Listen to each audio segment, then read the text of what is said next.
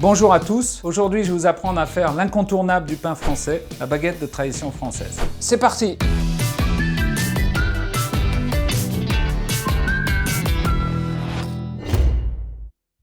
On a besoin comme ustensile tout d'abord, soit de pétrir d'une façon mécanique avec un petit pétrin ou alors avec ses mains. Ensuite, d'un thermomètre très important de prendre la température de la pâte, une petite corne, un coupe-pâte, une petite lame pour couper le pain, une petite gamelle d'eau et un pinceau, la toile sur laquelle on va faire pousser le pain et il nous reste le four du boulanger pour pouvoir cuire le pain. Et voilà, on va commencer le pétrissage.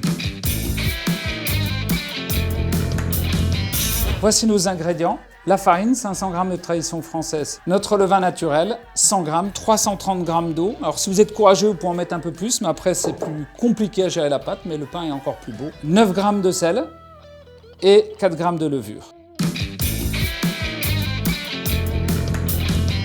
Je vais vous donner une première petite astuce pour pouvoir faire du beau pain. Vous allez mélanger vos 500 g de farine avec vos 330 g d'eau. Vous pouvez mettre toute votre eau dedans. Alors ça, si on fait ça à la main, bien sûr, il faut y aller tout doucement parce que sinon, ça coule par terre. Au bout de quelques minutes de pétrissage, qu'on appelle l'autolyse est terminée, on va laisser la pâte se reposer. On met le torchon sur le pétrin pendant 1 heure. Et ensuite, on va reprendre le pétrissage avec la levure, le sel et le levain. On va rajouter le levain liquide. Alors en général, on prend une spatule. Moi, j'aime bien le mettre à la main parce que je sens l'énergie qu'il y a à l'intérieur du levain. Et puis c'est vrai que c'est des métiers où il faut apprendre à toucher beaucoup. Et on reprend le pétrissage pendant 6 à 7 minutes. Et voici, j'ai sorti la pâte donc du pain de tradition française. Elle est finie d'être pétrie. Je vais la poser sur le torchon. Je vais surtout bien prendre la température. C'est très important d'avoir une pâte autour de 23-24 degrés, c'est parfait. Ça veut dire que la pâte elle est à la bonne température pour pouvoir avoir une bonne fermentation. Ensuite, on va laisser reposer cette pâte pendant une bonne heure pour qu'elle prenne de la force. Elle se charge de gaz. On voit d'ailleurs des petites bulles qui sont en train de se former à la surface.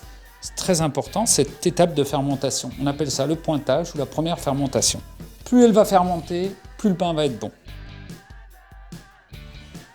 J'ai pris mon coupe-pâte et je coupe en 3. On va faire des petites boules pour pouvoir ce qu'on appelle pré-façonner le pain. Alors, une technique qui est très simple, c'est de ramener tous les morceaux sur le centre. Vous voyez ? Je lui donne un petit coup d'arrondi et vous avez une jolie boule. On va laisser reposer une trentaine de minutes. On prend toujours un tout petit peu de farine. On fleure notre tour en bois. Je mets ma main dans la farine. J'appuie sur la boule, mais sans dégazer trop, parce qu'on a besoin de ces gaz qui sont à l'intérieur de la pâte, qui se sont formés. C'est ce qui va représenter nos alvéoles quand le pain sera cuit. J'étire un tout petit peu la pâte. Et là, je vais l'enrouler. Et je vais allonger la baguette. Ça s'allonge normalement tout seul. Je vais la mettre sur la couche. Les soudures, c'est ce qu'on appelle la clé, elle est au-dessus. Et je vais laisser pousser le pain pendant environ 2 heures. Juste avant que vous cuisiez le pain, mettez à l'intérieur du four un peu d'eau. Ça va créer ce qu'on appelle de la vapeur d'eau qui va permettre au pain de pouvoir pousser plus longtemps. Alors le pain il va cuire pendant 22-23 minutes à 250 degrés et vous aurez quelque chose de magnifique à partager à la maison.